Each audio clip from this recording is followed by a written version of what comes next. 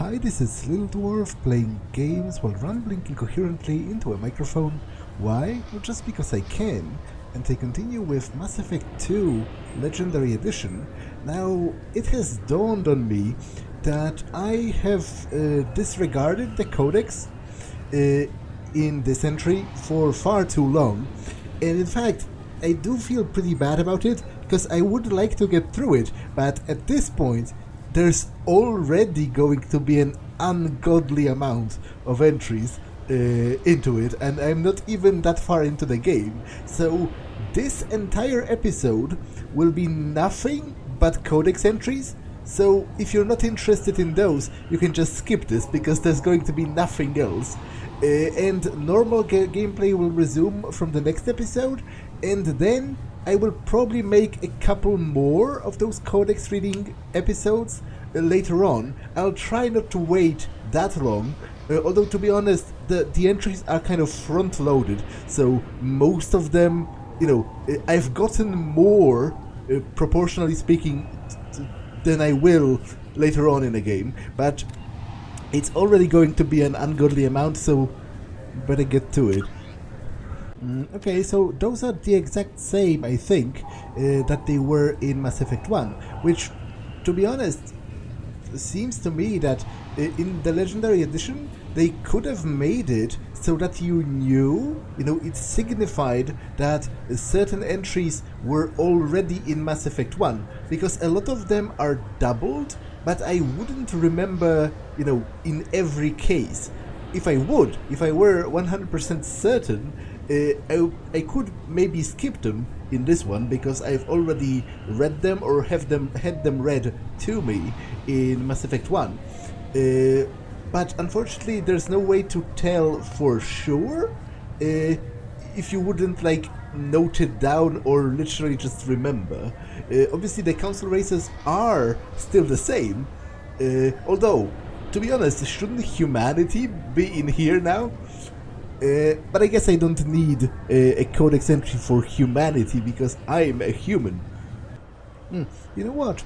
I think when I'm editing this, I will check the recording from Mass Effect 1, and I will try to cut out the parts that are literally exactly the same in Mass Effect 1 Codex, because there's no point in having it twice, especially no point in me reading reading out loud all of the information that was already in Mass Effect 1, which actually makes me kind of want to do it before I read it, because then, it would save me a lot of reading if I knew that a certain entry was already in Mass Effect 1. I might do that, but first let's go through the entries that are read out loud to me, which is quite a nice convenience. A myth common to several cultures in the galaxy. Reapers were imagined to be space monsters who consumed entire stars. Archaeologists and mythologists attempting to uncover sources for such myths have yielded little, except interstellar religious themes of all-consuming devils common to primitive cultures. Although they resemble a mammal-reptile cross, the Vorcha have no terrestrial analog. They are humanoid in form, but Vorcha have clusters of non-differentiated neoblast cells, like those of Earth's planarian worms.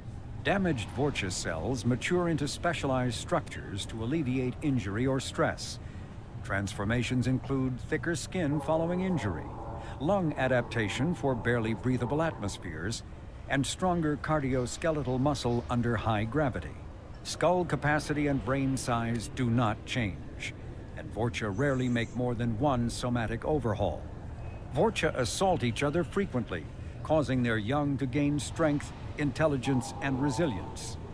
As a result, Vorcha see inflicting and receiving pain as normal communication. Few Vorcha study professions, in part because their average life expectancy is only 20 years. Because Vorcha can eat and breathe nearly anything, they can live almost anywhere. But racism prevents them from integrating into most societies that dismiss them as vermin. They have few employment options beyond Krogan mercenary bands. That's actually pretty interesting. Kind of fucked up, but interesting nonetheless. How they rapidly adapt as a result of injury, and therefore they consider injuring each other as growth. That has to be very difficult when contacting other species, right? Because to them, fighting each other and hurting each other is a normal part of their culture that is actually not detrimental, and in fact directly positive, because it leads to personal growth in the physical sense. When they get injured, they not only regenerate, but they actually become stronger for it. But obviously it doesn't work like that with other species.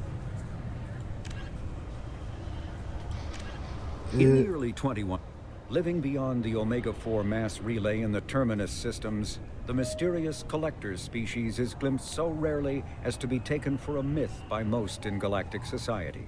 In reality, Collectors are human-sized insectoid bipeds and can resemble massive winged beetles. They are a terrifying force in the galaxy, responsible for the murder of hundreds of thousands.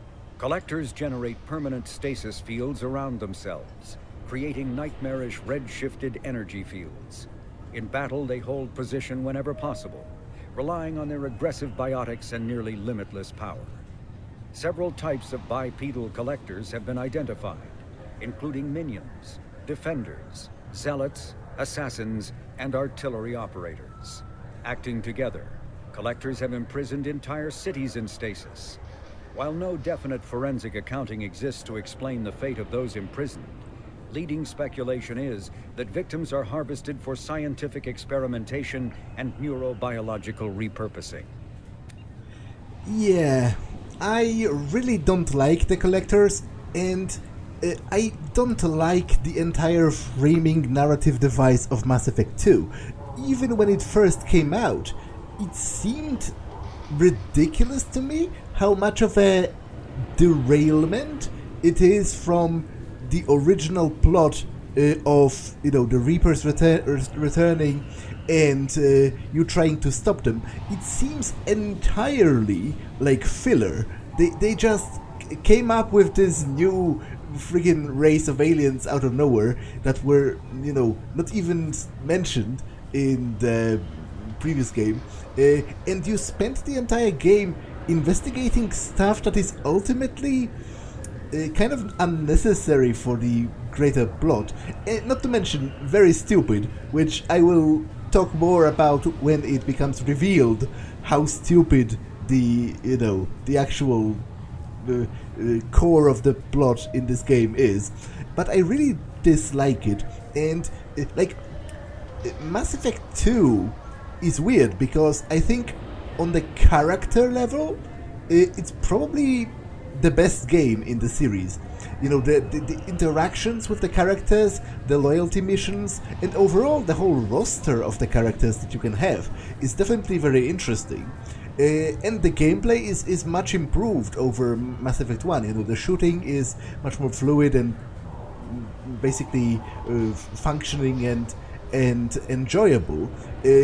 But the problem I have with the Mass Effect series as a whole, which I will delve more into as certain plot points are going to happen, is that I think it kind of squandered its original plot. The plot that was established in Mass Effect 1. It was kind of cliche, but it was intriguing and done well. As I said when I played Mass Effect 1, that conversation with Saverin was brilliant. It set the stakes, it intrigued you, it was a mystery, it was ominous and dark, and I loved it. But I think the series kind of squandered it as it went forward. In Mass Effect 2, you can already see that with how disjointed the entirety of this plot is from what was set up. This feels like filler, and ultimately it's like an ass pull, you know. It comes out of nowhere, and it could not exist, and it wouldn't be any detriment to the plot, because the plot of this game, you know, the main story of this game is actually stupid. It's like dumb.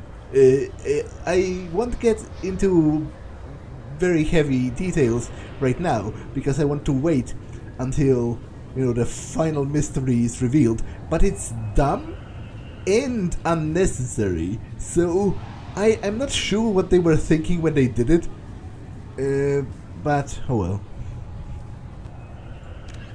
A political economic pact for collective colonial security, the Alliance is the central galactic institution of human society. The Alliance gained associate membership to the Citadel Council in 2165 and full membership in 2183, with Ambassador David Anderson representing humanity. Human political-economic relationships vary between combative and lucrative. The Turians, who'd fought humans during the 2157 First Contact War, have become valuable trade partners, despite residual social hostility. Other relationships are even more complicated. The rapid rise of human political influence on the Council, achieving in decades what others waited or are still waiting centuries to acquire, has galvanized suspicion and resentment against humanity.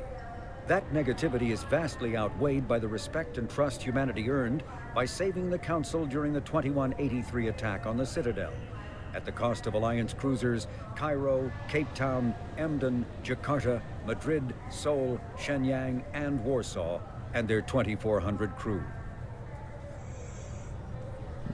Yeah, as I said in Mass Effect 1, and by the way, the more I read those codex entries, the more I realize that I'm weirdly addicted to the word "yeah."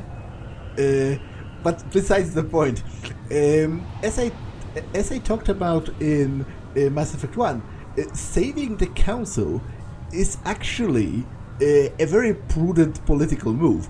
Even if you don't like them, it's actually more beneficial for humanity to do that. Immediately following the First Contact War, an anonymous extranet manifesto warned that an alien attempt at human genocide was inevitable. The manifesto called for an army, a Cerberus, to guard against invasion through the Charon Relay. Derided as survivalist rhetoric written by an elusive man, the manifesto and its anonymous author soon fell off the media radar. But in 2165, terrorists stole antimatter from the SSV Geneva. The sole figure arrested named his sponsor Cerberus. Throughout the 2160s and 2170s, alleged Cerberus agents assassinated politicians, sabotaged starships bearing EZO, and conducted nightmarish experiments on aliens and humans. Denounced as human supremacist, Cerberus calls itself human survivalist. Counter-terror experts speculate Cerberus may have changed leadership with its recent shift to stockpiling ships, agents, and weapons. Whether he, she, or they, the elusive man hides his finances hidden behind shell companies. Few doubt he will kill anyone attempting to expose him. This seems like a rather significant retcon,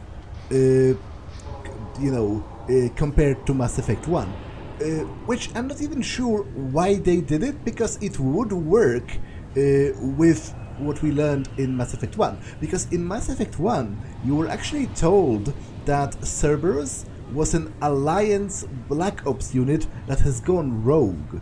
So they were originally part of the Alliance military. They were like special agents and stuff. But here, it's almost like it's a political party, not in the official sense, but it's like a, it's a social group. It's an ideological group, which has been established right before the First Contact War, and it doesn't mention anywhere here that it had any actual links at any point to the Alliance military, which to me, the backstory with the Alliance military actually makes a lot more sense, because if they were originally part of the military, and specifically Black Ops, they would have had access to a lot of intel, a lot of equipment, and they would probably even under Alliance leadership have done some fucked up things, as intelligence services and Black Ops units often do. That's their point. They are called Black Ops because they are doing stuff that people are not supposed to know about, and those are not always things that a government would want even their own citizens to know about.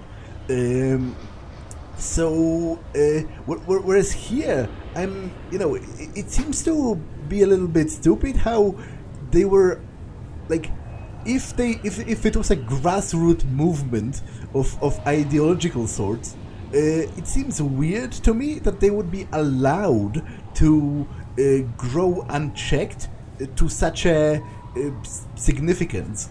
Whereas in the other case, if they were Alliance military at first and important, they were probably given a lot of resources, information, while they were still loyal, and then they broke off. Which, as I said, it just makes more sense to me.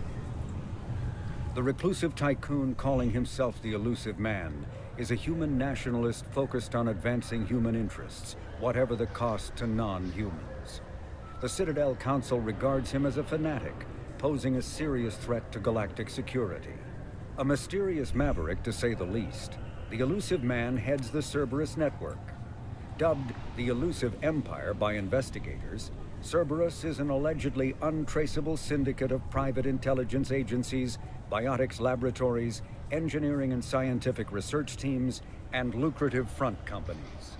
Branded a terrorist and seditionist organization by authorities, Cerberus is the only human power base other than the Terra Firma Party, strong enough to embarrass, if not threaten, the Council and its human representatives. Founded by notorious Batarian slaver Solum Dalsera, the Blue Suns began as a Skillian Verge protection racket, providing genuine protection from slavers and pirates. Eventually captured by the Systems Alliance Navy, Dalsera beat almost 24 charges to be convicted on a single count of conspiracy. The slaver benefited from the tutelage of cellmate and brilliant con artist Bernard Legit's Ledger. Upon release 5 years later, Dalsera incorporated Blue Suns as a legal security agency.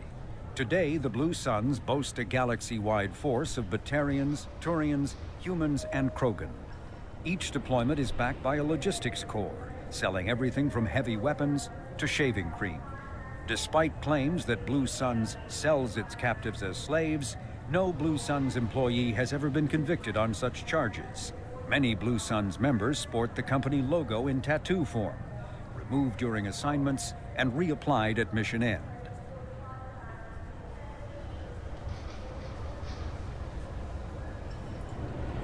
Brainchild of Asari Commando Jonas Sideris, Eclipse was incorporated as a proactive security company. Influenced by Asari and Solarian military doctrine, Eclipse specializes in sabotage, assassination, and personal and organizational security. Although Citadel governments regard the corporation with suspicion, it's embraced in the Skillian Verge and Terminus systems. Early on, Sideris sought government contracts to establish market share against the better established Blue Suns. Her agency scored a galactic PR coup by retaking several space stations captured by the Anher People's Liberation Army and neutralizing its leaders. A victory Eclipse's marketing department never ceases trumpeting. Based on Omega Station, Eclipse controls nearly 20% of the asteroid's real estate. Its services range from mech repair to open warfare, although assassination is reserved for meeting wider, longer-term company goals. For instance, preemptive strikes against pirates, rather than murdering spouses for insurance money. Despite numerous reports, Eclipse denies sabotaging or kidnapping business rivals. Originally a small Terminus Systems Vorcha gang, the Blood Pack was transformed into a legion by visionary Krogan battlemaster Gunnar Rang. Exiled for striking a female in anger, Rang obsessed over reclaiming his lost status. Leading the Vorcha pack as a pirate crew, Rang cultivated recruits and infamy for a decade before incorporating his fighters as a security company across the Skyllian Verge. His notoriety ensured his initial public offering for investors made him rich beyond most Krogan's dreams. Rang returned triumphantly to his clan, rallying elders, Krogan hordes, and their firepower and biotic support toward professional violence in the Terminus systems. Banned from Citadel space, the Blood Pack bribes its way through spaceports into armed conflicts across the galaxy. Priding themselves for accepting otherwise untouchable contracts, the Blood Pack rejects bodyguarding and security in favor of cases requiring minimal oversight and maximal violence. Freedom's Progress colony was once a typical Alliance settlement, but following complete communications blackout and its apparent destruction, is now a lightning rod for anxiety and dread in the galactic human community. The communications blackout followed an upgrade of the colony's small military force, supplemented by mechs and security drones, with high-powered, tower-mounted Guardian lasers. Colonists complained about construction cost overruns, delays, noise, and damage to the local environment. They also feared the defense array could be seen as provocative to their world's neighbors. Such fears may not have been baseless. Authorities have still offered no explanation for the communications blackout, fueling rumors of plagues, natural disasters, or a cult-inspired mass suicide. Located in strategically insignificant space, Freedom's Progress colony had once offered residents spectacular rainbows, lush marshlands, and stunning mountain ranges. Its potential as an agricultural settlement and tourism wonderland rivaled that of any Alliance colony. Originally an asteroid rich in element zero, Omega was briefly mined by the Protheans, who eventually abandoned it due to its thick, impenetrable crust. Thousands of years later, nature did what even the Protheans could not. A collision with another asteroid broke Omega in half, exposing its trove of element zero for easy mining. A rush ensued as corporations and private individuals tried to strike it rich on Omega, and thieves and outlaws followed in their wake. As space became tight, construction of processing facilities extended vertically from the asteroid, creating Omega's jellyfish-like silhouette. To prevent future collisions, the station is ringed with enormous mass effect field generators that redirect incoming debris. Today, Omega is a major hub of narcotics, weapons, and EZO trafficking, without even a pretense of civilian government or military control. Only mercenary groups have been able to instill a limited order. The most ruthless is an Asari syndicate run by the notorious Arya T'Loak. Asari-made Solaris armor can resist even the tremendous heat and kinetic energy of starship weapons. The armor is nearly unsurpassed in strength because its central material, carbon nanotube sheets woven with diamond chemical vapor deposition, are crushed by mass effect fields into super-dense layers able to withstand extreme temperatures. That process also compensates for diamond's brittleness. Diamond armor itself has two limiting disadvantages. First, while nanotubes and CVD diamond construction has become cheaper in recent years, it remains prohibitively expensive to coat starships or aircraft larger than fighters in Solaris material. Second, the armor must be attached to the ship's superstructure, so shockwaves from massive firepower can still destroy the metals beneath the armor itself. A popular misconception holds that the diamond composition of Solaris armor gives it its sparkle.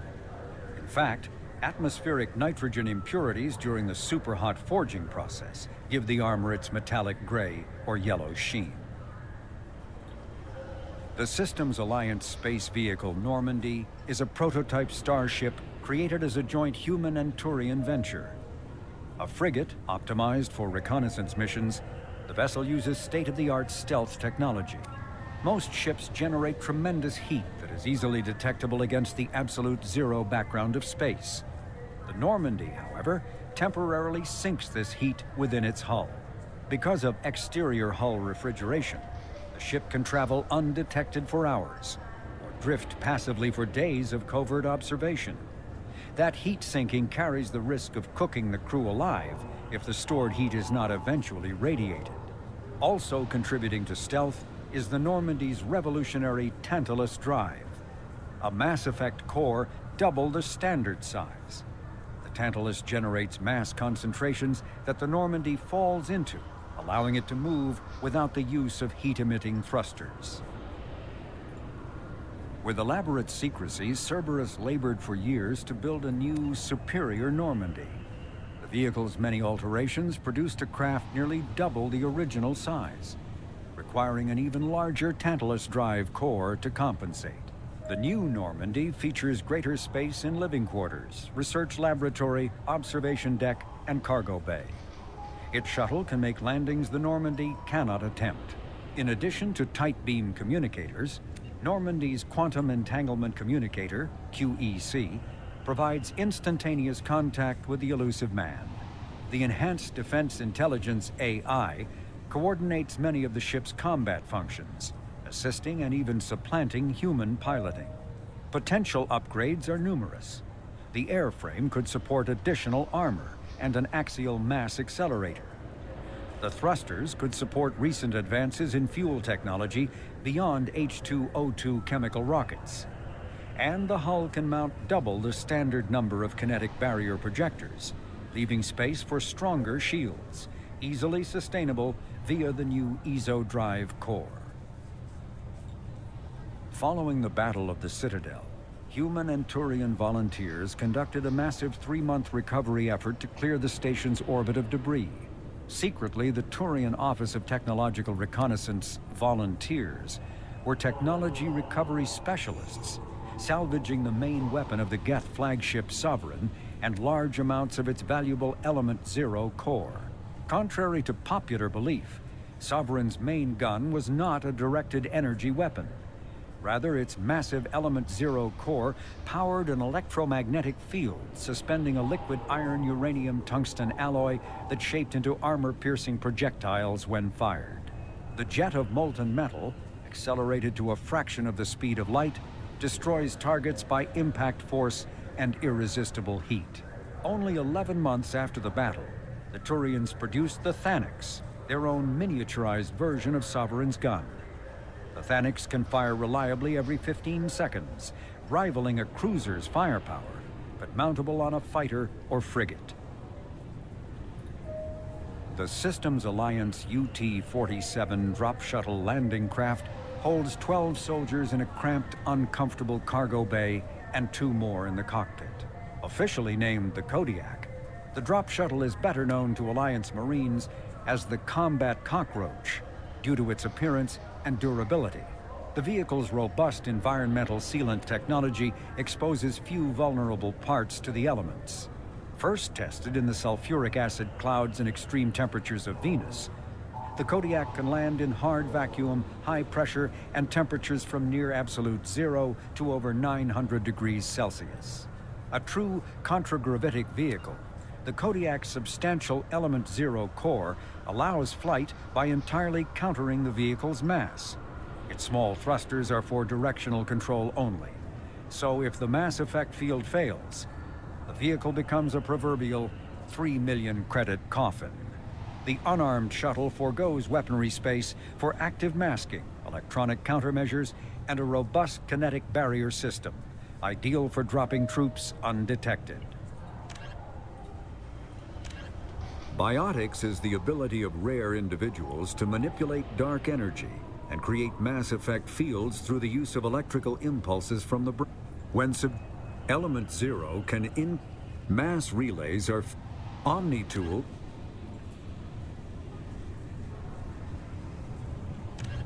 Still in its experimental stages, the M622 Avalanche generates a Bose-Einstein condensate within a mass effect bubble, which dissipates on impact, violently spraying the condensate outward and coating the target in a near absolute zero superfluid. The Avalanche is unreliable, at times merely coating its target with ice, defacing exposed skin and freezing armor joints. Such low temperatures cause great damage to electronics like kinetic barrier emitters, which sometimes leads to total systems failure.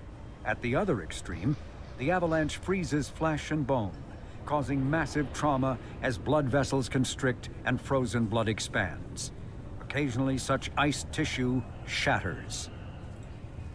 The M920 Kane is a portable particle accelerator surrounding an array of dust-form element zero chambers.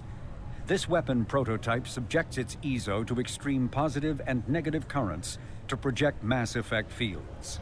By increasing and decreasing mass, the fields shear the target's mass the way disruptor torpedoes do. The shearing fields collide ambient materials at such high speeds they create mushroom clouds, an effect otherwise impossible on the small scale.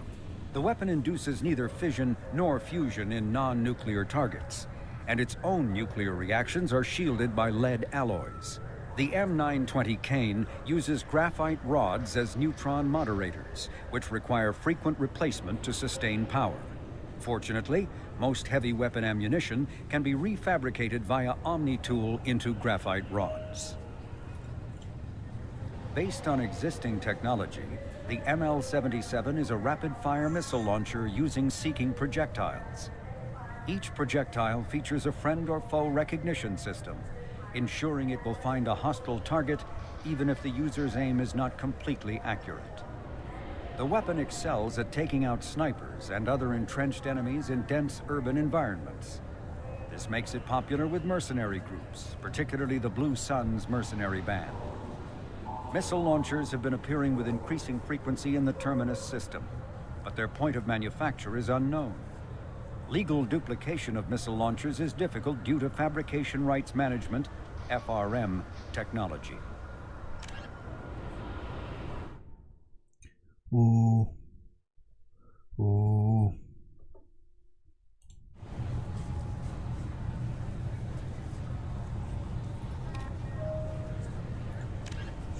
Okay, so I have read this in Mass Effect 1, read this, this.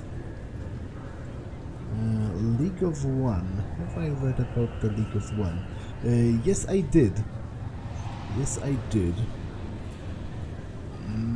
Okay, so I would have read about most of this, or maybe even all of this, because I'm opening. I have on my phone the codex from Mass Effect 1 open to you know, corroborate the stuff. Okay, so Beacon I've read, Cypher I've read, Data Discs, Mars Ruins. The Rachni, I'm pretty sure that used to be an entry that was read out loud in Mass Effect 1, which is not weird because the Rachni played a rather significant role in the plot. Okay, I've read this. I've read about the Keepers, Krogan Biology, read that, Culture, Genophage, Rebellions, Military Doctrine, read that, this as well.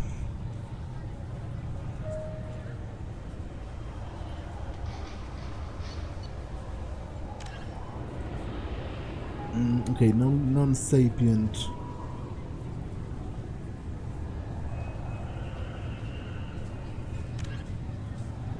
Now, again, interestingly, non-sapient creatures actually had a read out loud section in Mass Effect 1, and those were the exact three: the Husks, the Treasure Maws, and the Varren. So that information was already... Why didn't they just copy that from Mass Effect 1? They had that recorded. That's weird. Cerberus Project Overlord. Okay, this is definitely new. Planet Ita, 2 beautiful moons, 1 spectacular ring, 0 neighbors, says a popular advertisement for this terminus system world. Ita is known for its sparsely settled population despite being a garden planet with a colony nearly a century old. Blessed with a mild climate, wildlife no more dangerous than that of Earth, and soil and bacteria amenable to imported plants, Ita would appear to be an unexploited paradise. However, it is unpopular for 2 reasons. First and most obvious is that its moon, Litae, is in unstable orbit and will lead to planetary impact and a mass extinction level event within the next 2 centuries. As such, all investment in the planet is short term, and the biggest businesses are selling off the local. The biggest business is selling off the local biota to the highest bidder. The second drawback is the level of violence on the planet. Like the rest of the Phoenix massing cluster, Ita was briefly considered part of Citadel space during the first wave of colonization. However, when the colony broke off to become an independent planet in 2133, the Council let the doomed planet go with less than a day of debate. Free from any real governing body, Ita's history has been filled with wars between small frontier town-city states over its resources. The result is a dangerous world, where the average citizen is expected to be self-reliant to the point of fending off for themselves against cutthroat corporations, stronger militia groups, and even get incursions. The fighting is so frequent that the name of the planet itself has changed more than 11 times. In a sign of blunt indifference, standard Citadel galaxy maps refer to the world by the name given to it by the human colonists in the latter half of the century. Citadel and Galactic Government. Citadel Convention, read that. Citadel Council, read that. Space. Wait. Citadel Space and Citadel Council. Again, I'm like 70% sure that those actually existed as entries that were read to you in Mass Effect 1. So why didn't they just copy that? I don't understand that. It's certainly less taxing to have it read to you than read it yourself. And they had that ready, so why did they switch it? I don't quite understand that, to be entirely sure. Okay, Citadel Security, read that.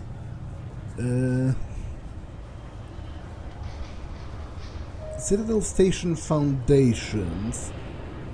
Was there such a thingamajig? I'm not sure. There was the entry about Presidium Ring and about the Serpent Nebula and the statistics, but the undersides of the wards, being the between the inhabited superstructures and the impenetrable outer hull, are called the Foundations. These dangerous areas are filled with life support systems and power plants. Officially, only the Keepers are allowed in the Foundations. In reality, the Foundations are the slums of the Citadel, home to the criminal, minorities, transients, and occasional stateless exiles. Some stay in the Foundations of their own will, others end up there as when the opportunities they sought in the Citadel do not come. The station's recycling systems are located in the Foundations. These manufacture a variety of artificial organic pasts that can be eaten for sustenance. They are free and nutritious, but nearly tasteless and of unpleasant texture.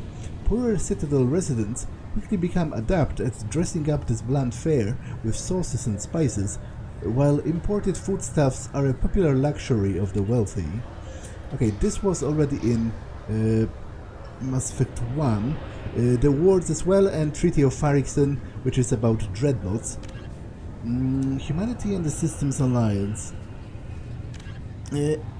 Again, the entry about Earth, I'm like 80% sure it was read out loud in Mass Effect 1. I'm not sure why it isn't here. First Contact War. Was it an entry that... yeah, this was read out loud as well. This was an entry in Mass Effect 1. This as well. Military Doctrine, Jargon, Ranks, and 7. Terra Firma. It was an entry as well. It has to stand firm. Yes, this was an entry in Mass Effect 1. And the Timeline, which was an entry, but obviously it has two new entries in here. 2183, Geth, led by the rogue Spectre Saren Arterius, attacked the Citadel, ensuing in a battle that will cost thousands of lives. A few weeks later, the SSV Normandy is ambushed and destroyed. Commander Shepard is presumed dead, and 2185, the current date.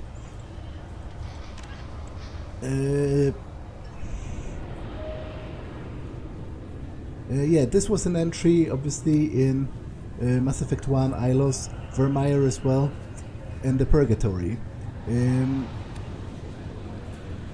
Originally an ARC ship designed to carry agricultural animals, the Purgatory was taken by the Blue Sun Mercenary Company during a large-scale battle in the Skyllian Verge. In a year-long reconstruction of its interior, the Blue Suns repurposed it to hold sapient prisoners, supposedly because they captured so many in their conflicts throughout the galaxy. When the media outlets started investigating claims that the ship was used for slaving operations, the Blue Suns turned a public relations nightmare into a regular income source.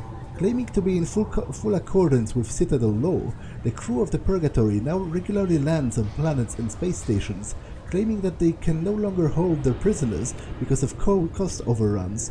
To avoid keeping prisoners under inhumane conditions, they will have to release them at the nearest port, dumping the scum of the galaxy directly into the local population. Faced with such a scenario, the government usually grants Purgatory's crews massive discounts in fuel, food and repairs as long as they go away. Some even offload their own prisoners to Purgatory for a fee, grateful to have the problem relocated somewhere other than their backyard.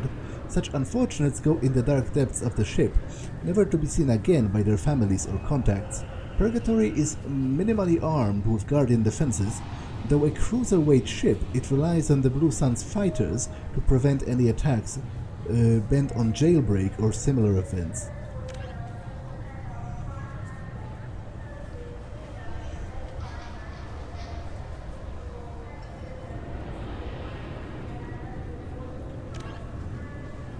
Ascension.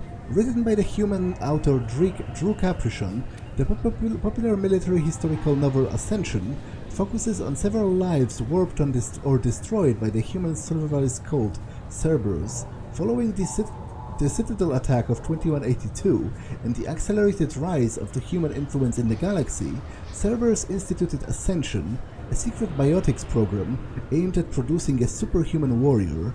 A biotics prodigy, Gillian Grayson, a 12-year-old autistic girl, suffered for the sins of her father. A secret Cerberus operative and red sand addict, Paul Grayson was ensnared in a web of criminality involving a Quarian traitor and extending to Sudden Arterius, the Geth, and the terminal threat to the Quarian flotilla. Having fled the terminus systems with his daughter, after the exposure of Cerberus' link to Ascension, Grayson was pursued by Gillian's teacher, scientist Kaylee Sanders, initiating a chain of tragedies that demonstrated Cerberus' nearly unlimited power and boundless ambition. Is this based on fact? Like within universe? Because they alluded in the conversation with Tali that Cerberus had some problems with the Quarians, or rather that the Quarians had some problems with Cerberus. Revelation is a popular military historical novel by a human writer, Drew Caprichon, that dramatizes human conflicts and political expansion following the 2148 discovery of the Prothean mass relay on Pluto and the beginning of human galactic exploration.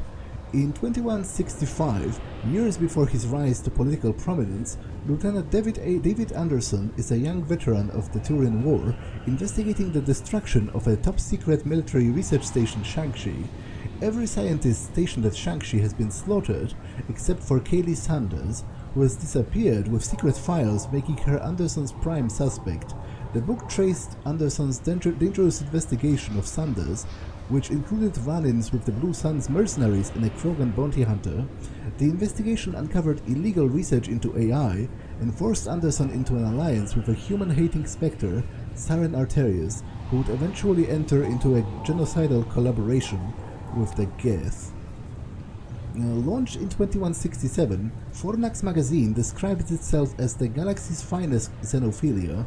By its 5th year, Fornax became the first human magazine to offer full 5-sensory stimulation, a previously unaffordable magazine technology made profitable by the economy of scale. With a monthly publishing run of 127 million available in both hard copy and direct download, Fornax offers a range of alien models with a particular emphasis on unisexual Asari, though both gender of Quarians, Drell, Batarian and Volus are regularly depicted. Special editions such as Genitelcore and Krogasm service devoted by smaller markets. Okay. Ships and vehicles. Okay, this wasn't an entry actually. A61 Mantis gunship. The workhorse of mercenary bands throughout the galaxy, the Mantis is a two-man vector thrust aircraft that excels in closer support roles. Highly modular in construction, the Mantis can be reconfigured as a low-altitude gunship, a fighter, a high-altitude bomber, or even a single stage-to-orbit spaceplane that can engage enemy craft around a planet or a space station. The only role that the Mantis cannot perform is that of a true deep space fighter, as it has no FTL drive. First rolled off the assembly lines in 2170s, the Mantis remains in service in dozens of armies across the galaxy. It is most commonly used as air support in pitched ground battles in a configuration that sports 2 pods of Inferno precision kill rockets and a chin-mounted M350 mass accelerator cannon. Its kinetic barriers, thermal decoy system, and electronic countermeasures suit make the Mantis far less vulnerable to surface-to-air attacks than previous generations of aircraft.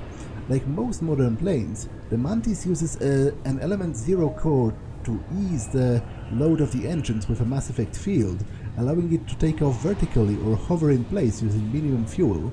This also gives a far greater range and speed than the helicopters and jump jet aircraft that once filled its niche. The Mantis can take off from Baton Rouge and reach Moscow in a few hours, and then fly a ground attack mission and return home before having to refuel. Okay, FTL drive was an entry in the first game, as was this, and this, and this, and this, and this.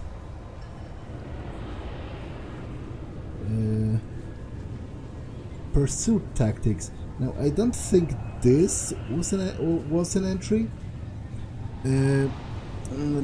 Dependent on light, sensors cannot detect objects moving at faster than light speeds. No ship can be detected at interstellar ranges. Detection at interplanetary ranges suffers from light speed lag. Observers see ships not where they appear to be, but where they were when the light bearing their image left them, minutes, hours, or days before. To counteract light speed lag, battle fleets surround themselves with spheres of screening and scouting frigates. Pursuers cannot detect ships and directly intercept them. Instead, pursuers track where the objects were, where they were heading, and at what speed they were moving.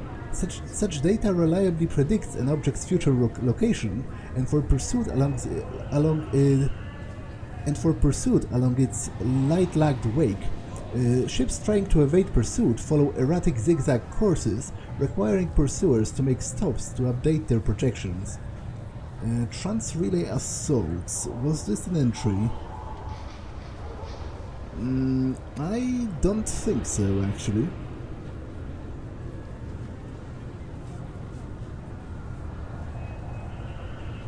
So, trans-relay assaults. The crucial choice for an attack through a mass relay is how to divide the fleet for transit. The accuracy of a mass relay's projection depends on the mass being moved and how far it's going. Any long distance and/or high mass jump will see drift. That is, a ship may be hundreds or millions of kilometers from the intended drop point in any direction from the relay. Distance cannot be chosen by the admirals, but a relay is told how much mass to transit. For example, if told to move 1,000,000 metric tons of mass, the relay will scan the approach corridor, find 4 250-ton 250,000-ton freighters and transit them together, maintaining their relative positions. A commander has the option of moving his fleet as one large, coherent formation that may be widely off position, or breaking it up into many smaller formations that will be individually closer to the intended attack point but could be widely dispersed. Conservative assault doctrine holds that fleets should be moved en masse, maintaining concentration of force and reducing the chances of collision. The only time it is reasonable to split up the formation is during blockade running. Okay, this is actually pretty interesting. The sort of logistical challenges that come with using a mass relay. Carriers was an entry in Mass Effect 1.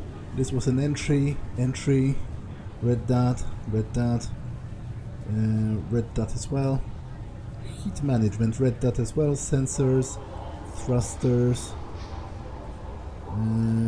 red dot.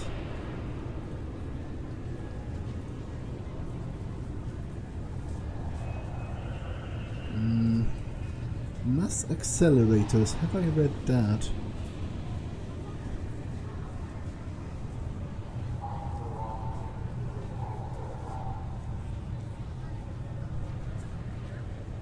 I actually don't think so.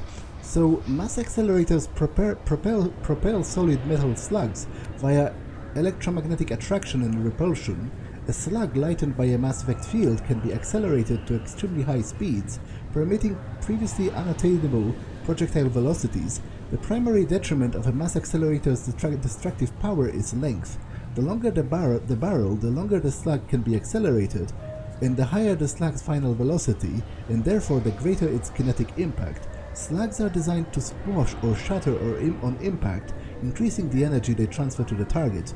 Without collapsibility, slugs would punch through their target while inflicting only minimal damage. Rather than being mounted on the exterior, starship guns are housed inside the hulls and only visible as gun portholes from the outside. A ship's main gun is a large spinal mount weapon running 90% of the hull's length. While possessing destructive power equal to that of a nuclear weapon, main guns are difficult to aim. Because ships must be able to point their bows almost directly at their targets, main guns are best used for long-range bombardment fire. Approximately 40% of the hull's width, broadside guns inflict less damage and can be mounted with greater numbers and more flexibility. The modern human Kilimanjaro-class dreadnoughts mount 3 decks with 26 broadside accelerators apiece for a total salvo weight of 78 slugs per side, firing once every 2 seconds. However, mass accelerators produce a recoil equal to their impact energy, while the mass effect fields suspending the rounds mitigate the recoil. Recoil shock can still rattle crews and damage systems. Special vehicles, the Hammerhead. M44 Hammerhead is an infantry fighting vehicle, highly maneuverable Mass Effect... What? M44 Hammerhead infantry fighting vehicle is a highly maneuverable Mass Effect assisted armored vehicle. Using 3 solid fuel rocket thrusters instead of wheels, the Hammerhead hovers over the battlefield at up to 120 km per hour, allowing it to maintain formation with swift armored units, skim across water and even leap terrain obstacles. Backup microboosters guarantee locomotion, so even destruction of the main thrusters leaves the vehicle capable of full mobility. The Hammerhead retains most features of interplanetary fighting vehicles, an airtight interior, 360-degree kinetic barriers, and a guided missile system ensuring accuracy during even more aggressive maneuvering. Its electronic countermeasure extend to the laser detection, chaff, active thermal masking, and ground-penetrating weapon-sniffing radar. The Hammerhead's navigation control emulates that of tanks, so tank drivers can operate Hammerheads without additional training. Factory-issue Hammerheads, therefore, have no altimeter or similar sensors and are best used at the standard cruising altitudes, 2 meters off the ground. Okay, I missed something here, apparently.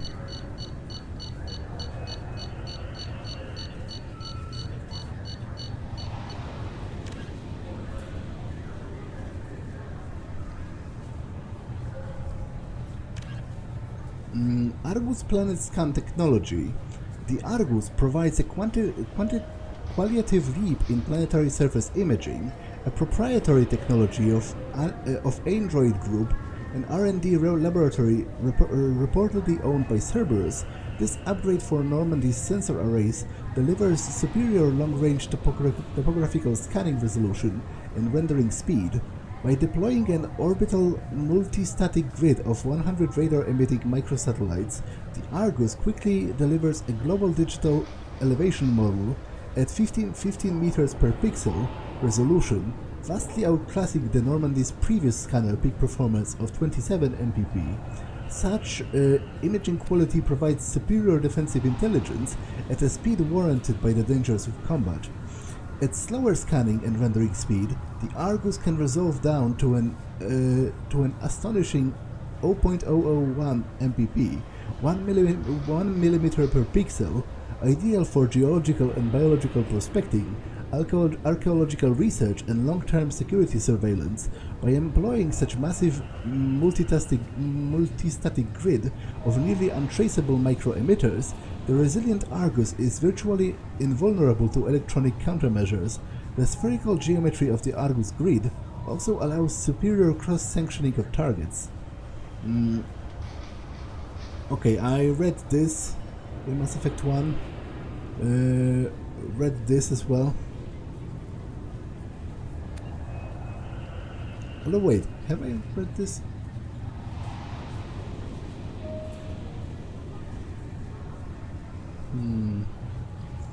Okay, I will have to check later with my actual recording. I will read it just in case. Biotics possess extraordinary abilities, but they must live with minor inconveniences. The most obvious issue is getting adequate nutrition. Creating biotic Mass Effect fields takes such a toll on metabolism that active biotics develop ravenous appetites. The standard Alliance combat ration for a soldier is 3000 calories for a day. Biotics are given 4500, as well as a canteen of potted energy drink for quick refreshment after hard combat. Another issue is electric charge. Electricity accumulated in the Starship drive cores must be discharged, and so must be the electricity in the biotic user. Biotics are prone to small static discharges when they touch metal. Unfortunately, human biotics are also face suspicion and persecution, beginning with the popular misconception that they can read and control minds. Biotics symbolize the dehumanization of mankind to people philosophically or religiously opposed to gene modification or cybernetics. Militaries are the only organization that always welcome biotics, offering them huge recruitment incentives. Okay, I for sure read this and this.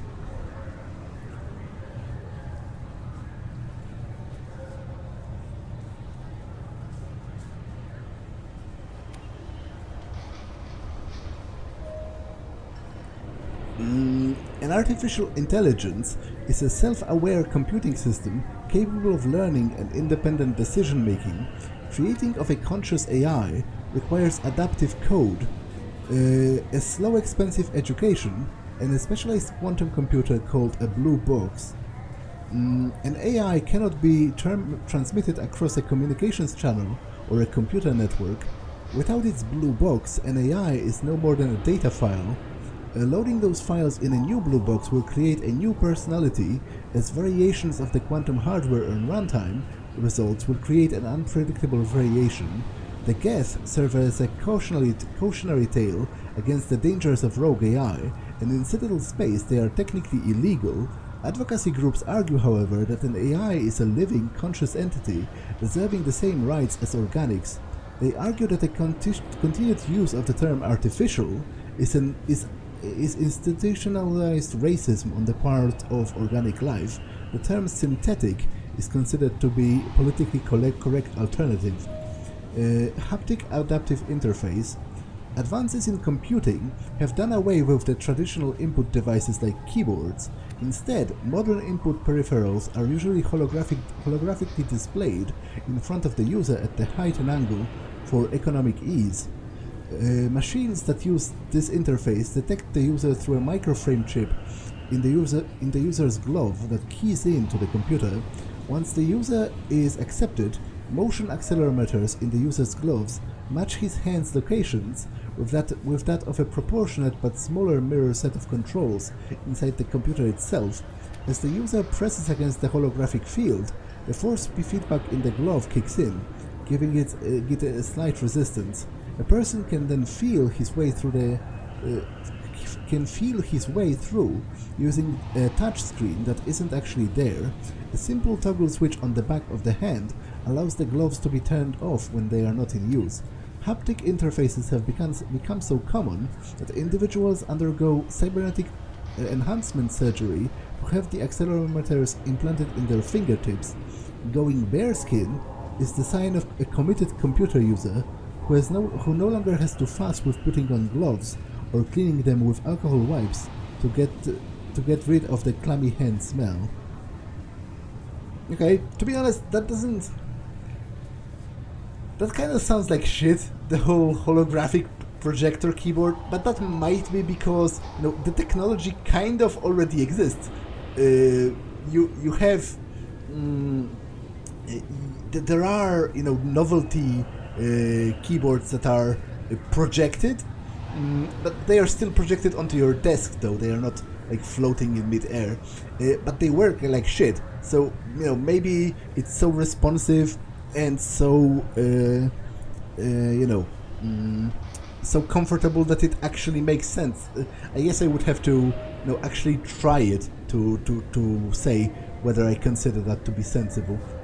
A virtual intelligence is an advanced form of user interface software. VIs use a variety of methods to simulate natural conversation, including an audio interface and an avatar personality to interact with. Although a VI can provide a convincing emulation of sentience, they are not self-aware, nor can they learn or take independent action. VIs are used as operating systems on commercial and home computers. Minimal VI agents are also available. Agents are compact and specialized. Some serve as personal secretaries, filtering calls and scheduling meetings based on the user-defined priorities. Others are advanced search engines, propagating themselves across the extranet to collate user-requested data. Commercial VIs in a variety of stock personalities are also available at any software retailer. Boutique firms and hobbyists also build unique VIs to personal specifications. Although software emulation of living personalities is illegal, a reconstruction of famous historical figures is common. Credits I've read. Drones is actually new. Drones are small robots used to support and supplement organic soldiers on the battlefield. They have no artificial intelligence of any kind, but follow fixed, minimally adaptive programs. Most varieties employ Mass Effect fields, Mass Effect levitation to improve mobility. All modern armies rely on veritable fleets of drones for routine soldiering, static garrisons and patrols, etc. The use of drones in non-critical duties keeps manpower needs down and reduces casualties in low-intensity conflicts. Less advanced races and cultures with less sensitivity to casualties have correspondingly fewer drones in their inventory. Drones are of little conventional use on open-field battles, as they are poorly armed and armored. In addition to combat drones, support drones are used to assist organic units in the field. Reconnaissance drones are small stealthy craft that screen combat units in the field and warn commanders when the enemies are spotted. Electronic warfare drones supplement battlefield technicians, serving as mobile jammers or electronic intelligence gathering platform. Military and civilian police use Dazzler drones, equipped with powerful strobe lights, to disorient and subdue intruders with non-lethal force. Drone formations are usually referred to as wings, i.e., deploy the 4th Assault Drone Wing on the left flank. Common soldiers often refer to friendly formations as flocks, and to enemy formations as swarms.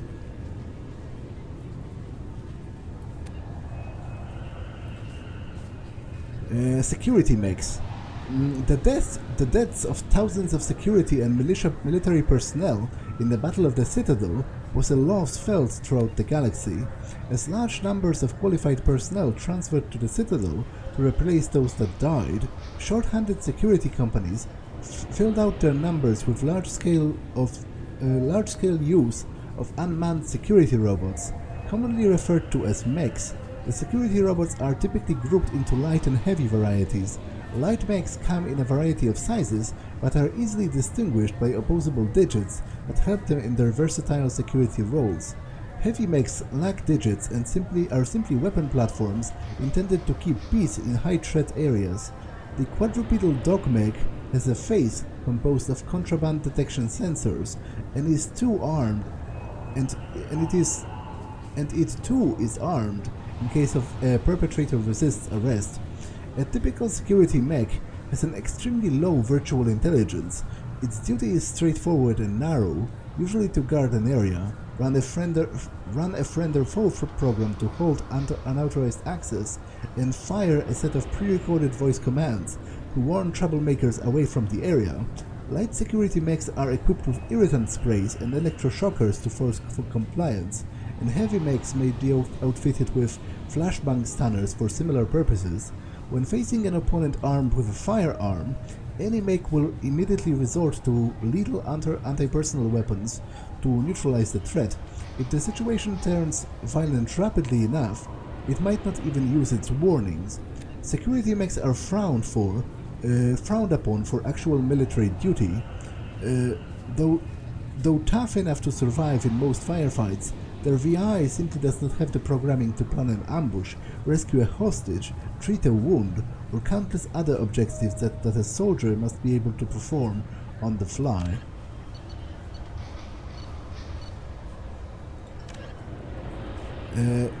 A mnemonic neural recall stimulator, also known as a grey box, is a device implanted in the brain to assist and prioritize memory. Originally developed to slow down the progression of Alzheimer's disease, grey boxes function by helping the amygdala chunk incoming stimuli into recognizable pieces of memory for consolidation. Each memory is assigned a shape or a sensation from other memories, tying the concepts together into a block that is more easily recalled. When Synthetic Insights first released them onto the market in 2140s, grey boxes were hailed as a way humans could level the playing field between them and the Salarians, whose natural eidetic memories gave them an advantage. However, because the implant procedure of the grey box requires the brain to irreversibly shift its workload over to the machine, software bugs or attempted removal of the grey box for maintenance purposes could lead to incapacitating brain damage. For this reason, grey boxes soon became used only by those with a dire need for photographic memories, such as researchers or spies. In 2175, sale and implantation of grey boxes were outlawed by the Systems Alliance, following an incident with Abraham Rumoy, an employee of the Alliance Intelligence Agency. Rumoy was believed to be a professional conman and thief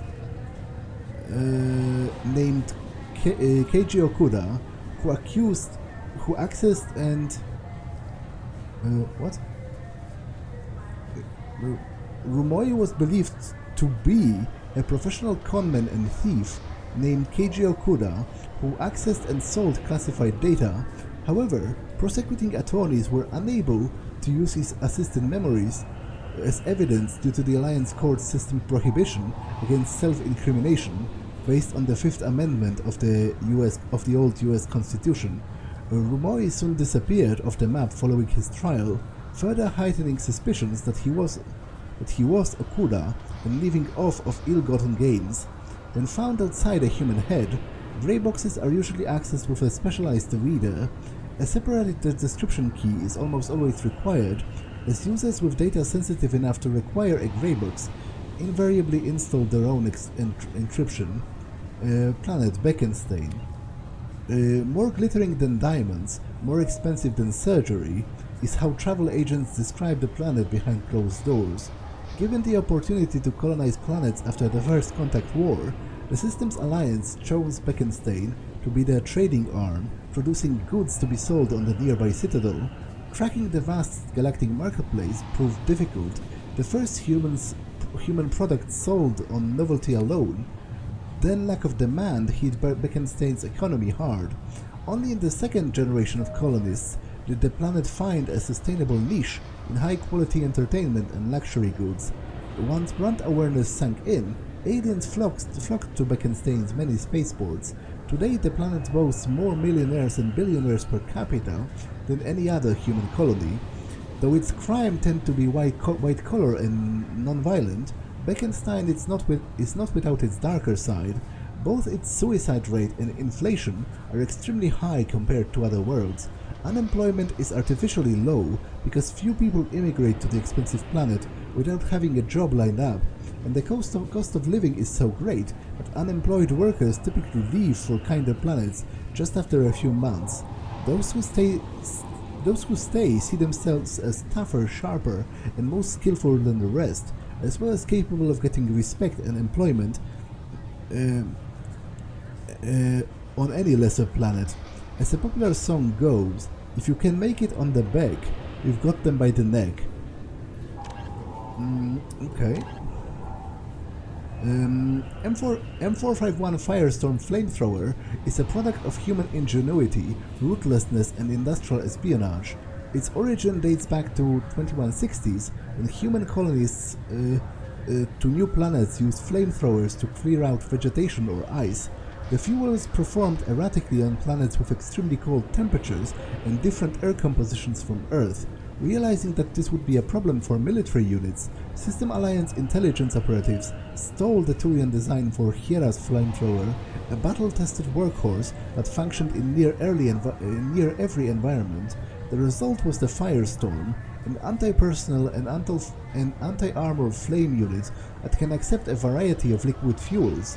The Turian design used low-octane hydrocarbons thickened with dentra oil, which is taken from large marine animals, similar to Earth's whales. Humans then reverse-engineered a synthetic composite with almost identical properties that could be fabricated from a heavy weapons fuel cell using an Omni tool. The result is a sticky spray that burns at approximately 1600 degrees Celsius, a less intense fire than plasma weapons, but covering a significantly wider area. Adding to the trauma of the choking smoke produced by the spray, and if the target's armor is breached, the fire quickly consumes the oxygen within. The Firestorm may not be the most efficient weapon in the Alliance system arsenal, but the sheer ugliness of how it kills ensures that it is most feared. Blue Sun's full history. Founded in 2160 by the human mercenaries Zaeed Messani and Vido Santiago, the Blue Suns were initially a Skillian Vert protection racket. As they expanded in numbers and influence, the two co-founders disagreed vehemently on many issues. Finally, after arguing whether to recruit the slave-trading Batarians into their rank, Vido ambushed Zaeed and shot him in the head. Believing Zaeed dead, Vido took full control of the Blue Suns and hired whatever Batarians he pleased. Soon he had crowned one named Solem del Sarah as titular head of the operations. It was a move designed to placate his Batarian investors and draw fire away from would-be assassins. It worked on both counts, and their partnership has lasted to this day. Over the decades, the Suns grew into a fearsome combat force, spanning dozens of planets in the Citadel space, the Verge and the Terminus systems. Knowing that good logistical team is a key to fielding an army, Vido diversified the Suns, selling arms, training and supplies, as often as taking contracts to crack skulls. Even when the Suns suffered heavy losses, Vido's entrepreneurial expertise ensured new recruits could replace the old. All that was lost was the truth. Today, only a handful of trusted mercs even know who Vido Santiago is, let alone his old partner Zaeed. Planet Zoria. Bring firearms and antihistamines is what veteran guides say about this lush garden world. First colonized in 2160, Zoria's temperate and tropical zones are overrun with plants and fungi of all kinds. As a result, the air in the most habitable areas is choked with pollen and spores that range from benign to deadly. The scattered colonies across the planet have resorted to clear-cutting and slash-and-burn farming to create habitable zones, and the more rural areas, where the spores are thickest, are populated only by the Vorcha. lax ecological laws allow mining and manufacturing industries to flourish and pollute cheaply, and the planet's carrying capacity far outstrips the current size of its colonies. Zoria is also the home to the Blue Suns mercenary company, who dominate the colony's security forces. The Suns enjoy nearly an unlimited influence with local politicians and judges, ensuring no other private military contractor can compete with them economically. Nearly every colony has a Suns recruiting station, if not a training camp, though this has hardly made the planet any safer. Heresy, drugs and vice, and political violence are commonplace.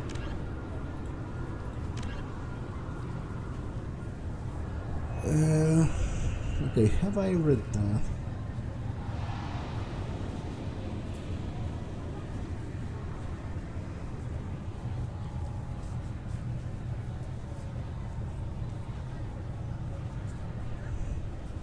Yes. And this. And this. And this as well. Okay. Okay, so it was actually very useful to compare it with the entries in Mass Effect 1, because that saved me a lot of reading that would have repeated from Mass Effect 1 anyway, so no information is lost. But I guess that's all for this bout of the Codex reading. That's all for this one, and normal gameplay will resume from the next episode. So that's all for this one, and I will see you in the next one. Bye!